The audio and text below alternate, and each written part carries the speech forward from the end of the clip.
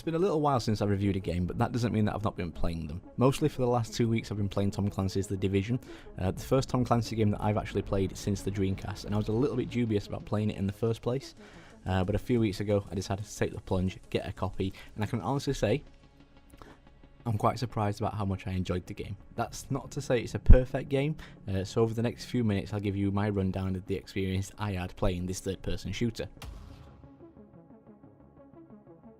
So, as always, I'll try not to spoil the game as much as possible, but I would recommend that you've played through at least the story before watching the rest of this review. Retailers are calling this their 149,000. So it's Black Friday, and the virus has been let loose on dollar notes in New York City. You probably imagine this causes a bit of civil unrest, so the government activates Directive 51 and lets loose the Division on the populace. The Division is part of the SHC, or it's the Strategic Homeland Division, hence the name, and they work with the JTF, otherwise known as the Joint Task Force, and their job is to keep civilians, well, civil, and prevent the spreading of the biological weapon, which has been dubbed the Green Poison, otherwise known as the Dollar Flu. The Division then reclaimed the post office, which becomes the main base of operations for the JTF and Division. In there we have three main wings. There's the medical wing, which is headed by Dr. Jessica Candle. Their main priority seems to be to break down the virus, gain understanding of it and create a vaccine. The tech wing, headed by the ever so charming Paul Rhodes, who is tasked with mainly providing sort of tech and intel around the city. And then there's the security wing, which is run by the hard-headed Roy Benitez, and as you can probably guess, that's sort of the boots on the ground kind of area. So once you get all these set up and we eventually recover footage of a former First Wave agent, Aaron Keener, who went rogue and started killing off other Division agents after apparently going insane at the shocking fall of humanity. You'd think a highly trained Department of Defense style agency would have safeguards against this, but apparently not. So he and a few other first agents who are not dead are linked with the LMB, which is otherwise known as the Last Man Battalion. This is a PMC which largely consists of rogue military personnel. Eventually we do manage to take down the leader of the LMB, and then we're treated to an echo, which is like a hologram, and we learn that Aaron Keener is not yet finished and we are invited to join his plight, something that you never really get a chance to take him up on, and maybe in the future DLC that would have been good. So that's the story. It's nothing too complex, and at times it feels like it all runs together and becomes a bit of a blur, but let's face it, the story seems to be just a setup for what the actual gameplay is, and you can tell that that's where all the focus went really. Is it good? It's a bit of a tough one. It's not bad, but it's not great either, or memorable. In fact, when writing this up, I had to look up a few things just to make sure that what I remembered was correct. So let's get into how the game actually looks and plays. There is no doubt that the Division looks good. Is it the best graphics I've seen on the PS4? Not by a long shot, but it does have a certain charm to it that makes it really well executed design-wise. From what I know, the game is loosely based on the actual New York. Now, as much as I'd like to, I've never actually been there, so I can't comment for sure whether that's true or not, but what I do see is that everything looks like it would be to scale. For example, open streets feed into tiny alleyways that then feed into other alleyways, manholes that lead into large underground openings, sewer systems and such. Now, what is done really well is just how claustrophobic the open areas are throughout the city. There are roadblocks and quarantine zones, and they're all set up to make the open areas seem less open. Abandoned cars and all old makeshift shelters, given the effect that this isn't something that is a new issue for the city and it's been around for a while now. You combine that with the echoes that you get throughout the game and the scenery, you really do develop a sense of how hard it would be to survive and live in these kind of situations. You're not alone either. Yeah, you've got the JTF soldiers and you've got the bad guys that populate the streets. It's done in sort of true military style where there are checkpoints set up at intersections and such. But beneath that, there are civilians of the city. They're walking around sort of aimlessly, fighting one another for the littlest bit of food, trying to break into cars just to get warmth. Again, it's little things like that that just add to the immersion. We did complain at first about the lack of information, which did break the immersion for me at first. But the surroundings and the attention to detail definitely reeled me back in.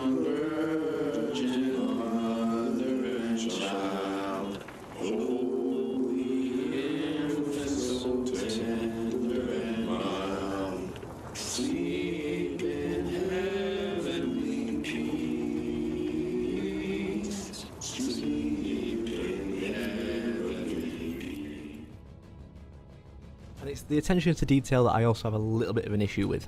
For me, if you start doing something one way, you finish it the same way. The environment is alive, and when you get into gunfights, you're going to see bullet holes forming, fires starting, windows shattering, and things like that. And you do. Again, the detail is really good until it comes to actually doing damage to other people or NPCs.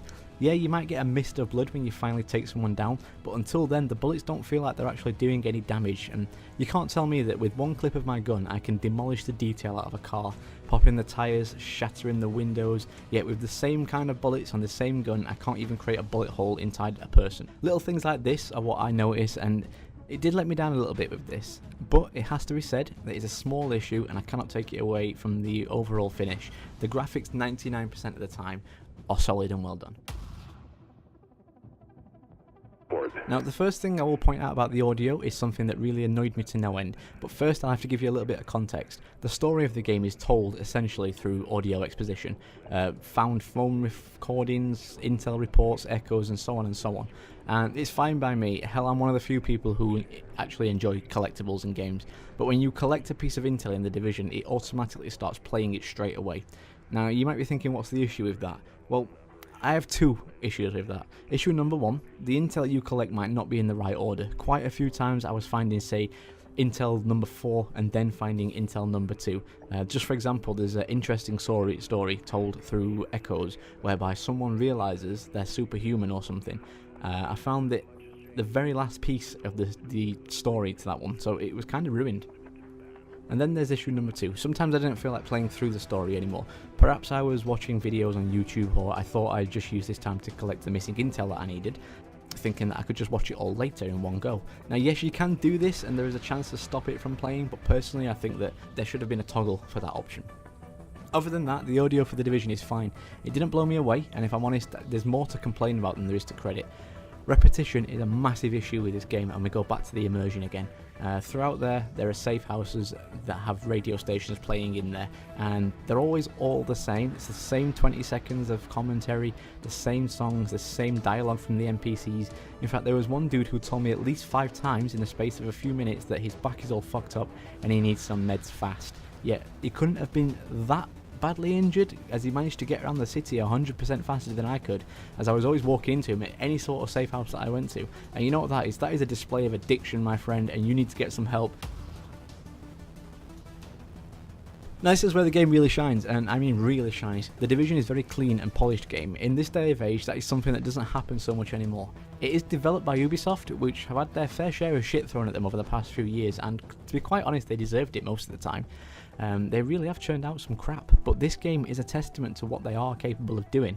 It's a third-person shooter, so you could think sort of Army of Two or maybe Gears of War. It's that kind of game, and I've heard a lot of people hit on the repetition of the game, and I want to address that first. Yes, this game boils down to go here, kill these, activate thing, leave, rinse and repeat, but as far as that kind of gameplay goes, it's deep, well made, and possibly the most important aspect of it is it's very fun. 99.9% of the game is gunfights, and they're fun. Moving from cover to cover is flawless, the controls are great, you've got your one button cover transfer. Cover is intelligent, and most services can be used as cover, and you'll need to use them if the enemies are not complete AI morons. If you hide in one place for too long, they'll throw grenades at you or rush you. If you stay in the same area, they'll try and flank you, and I can guarantee you they'll be successful some of the time. The AI will play to your weaknesses and try to exploit you just as much as you're going to try and do the same to them. That being said, enemies don't really get any harder intelligence-wise. In fact, what tends to happen is at the higher levels, enemies just become bullet sponges, and they have harder hitting weapons. In fact, the only real boss fight is at the end of the game, and the rest of the named NPCs are just normal enemies that maybe have larger models and can take a bit more damage, but that doesn't take away from the fun of it, in my opinion. Now let's talk a little bit about the missions of the game. Your base of operations is split into 3 sections, and so are the missions and encounters. Scattered around the map are encounters that reward you with resources to upgrade your base of operations, which in turn unlocks better gear, perks, talents, and you will need them to survive later in the game, and especially in the Dark Zone. These encounters can be repetitive, and they are actually more in the game than they need to be. You'll find yourself maxing out your base of operations before you actually finish all the encounters and missions, but you will need to do them anyway in order to get the collectibles and the experience. It's the same deal with the main missions as well. Excluding the last mission, all the story missions are linked to certain areas of the base and are given to you by the leaders of those areas. Without giving too much away, you'll generally find that the medical missions involve something to do with the virus. Tech missions involve gathering intel, and security missions are just go out and clean out an area. There's little more fun than the encounters, but for story missions I do wish they were a little bit more fleshed out. Upon completing a story mission, you get what I like to call major intel. Generally it's just a small piece of footage, generally 10 to 30 seconds long, that progress the story. It seems a little bit rushed and lazy in my opinion, but it does do the job and it does keep the story moving. Research about modifying virus genomes in a virtual space, kicked it up a few notches and fed the result into an industrial protein. The final thing to mention when it comes to gameplay is probably the customization of the game. Now I'll break it down into two sections. You've got your character customization and your weapon customization. The character customization is huge. There's hundreds of different items of clothing that you can get by helping civilians or raiding people's houses or just normal drops off of enemies.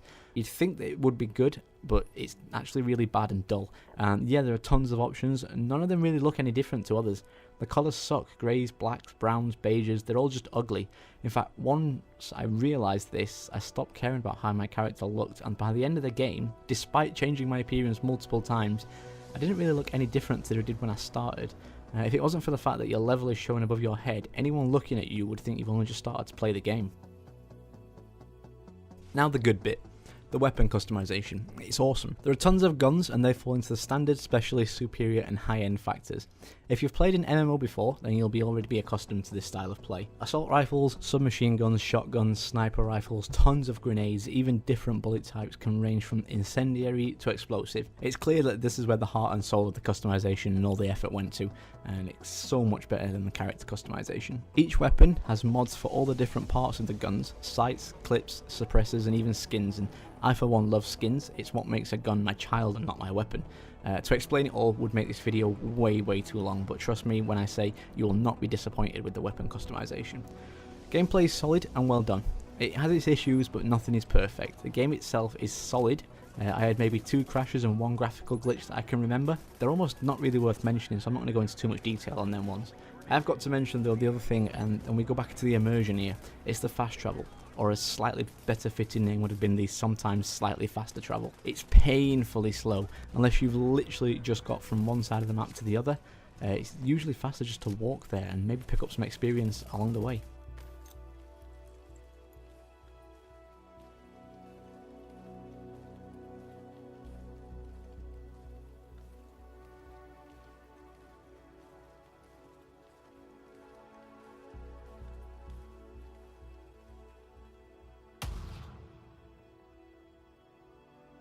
So replayability is something that I'm having a bit of trouble describing. It's more keep playability rather than replayability, as when you finish the story, you'll probably either be level 30 or getting close to it. Once you're there, you'll unlock even more content, incursion missions, daily missions, tasks, and of course then there's the dark zone.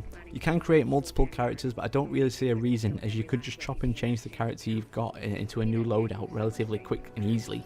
And then you can do it all without having to start again. Once you finish the story, it's probably a good idea to take on the main missions again, but with others on a higher difficulty level to unlock better gear. If you really want to get angry with yourself and the general public, then try the challenging mode where enemies will ruthlessly obliterate you. I'd wager that you will die at least 10 to 15 times before you finish a mission, and if you didn't, let me know in the comments and I can call you a liar. So it's the Dark Zone. Team up with players or brave it and go on your own into the Dark Zone. That should have been the tagline. This is the PvP area. Take on elite enemies or other players to gain new gear. It's truly a nail-biting experience, as once you've got the gear, you have to extract it via the helicopter. And this is a scary thing to do. You have to wait a few minutes while it arrives, then you have to hook it to the helicopter, then you have to wait a few more minutes before it goes away. All the while, at any point, you could be taken down or have your extraction hijacked, even by the people you're supposed to trust. It's great fun and it's really a don't trust anyone area. Finally, like I said before, there's the intel. It wouldn't be the worst idea to collect it all while you're actually playing the story, but if you didn't, I would go back and get it at the end. That way you can piece together the missing parts of the story. Like I said, I'd be more inclined to keep playing this than to replay this. If you've got a few friends to play with, you could easily lose months of time to this game. So, looking at the game as a whole, it's got to be said that it's a solid starting point. I'm also pretty sure that when the DLC comes out, this game could get a lot more fleshed out. The incursion packs is already out, but I didn't play that, so I can't really mention much about that one.